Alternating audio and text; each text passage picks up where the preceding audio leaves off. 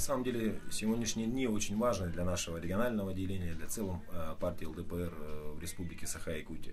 Произошло выдвижение меня как кандидата на главы Республики Саха-Якутия в День России. И этот день, на самом деле, мы всегда запомним. 14 числа мы получили документы для регистрации в качестве кандидата главы в Центр избиркома. И в понедельник мы уже открываем избирательный счет и идем в бой для сбора подписей. Кто-то задает нам вопросы уже не раз, можем ли мы пройти муниципальный фильтр. Конечно же сможем.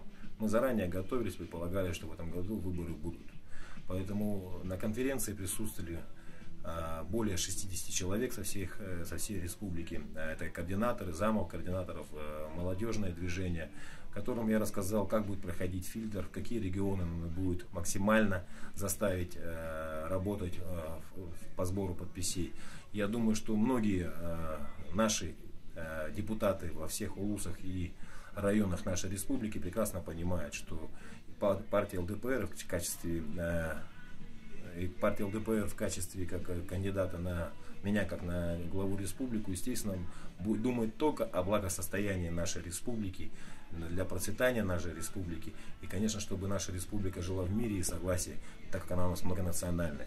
И, пользуясь случаем, конечно же, хотелось поздравить всех наших земляков, всех наших граждан республики и города Якутска с Исехом, с таким значимым праздником для нас всех, для нашей республики. Потому что Исех, он в очередной раз сводит к тому, что не только приближает людей и делает так, что мы общаемся, рассказываем, поем песни, танцуем, веселимся, но мы обсуждаем все наболевшие вопросы, собираясь вместе. И сейчас этот повод, этот муниципальный фильтр и сбор всех на всех районах на Исехе позволит, конечно же, нам в очередной раз подойти плодотворно к этому вопросу.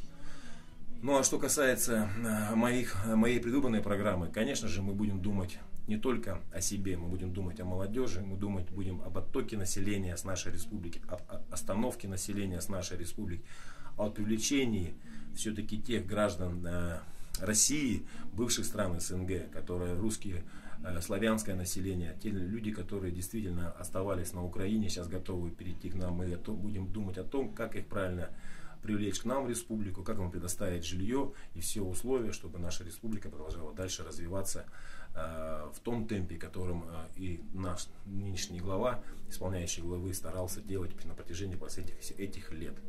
Поэтому будем думать, как делать дальше. Программа будет очень насыщенная и хорошая. Поэтому мы переживаем за вас, жители нашей республики, и будем делать так, чтобы вы в нас не разочаровались. С праздником, здоровья вам, чтобы вас жены любили, мужья, а дети и внуки только радовали. С праздником.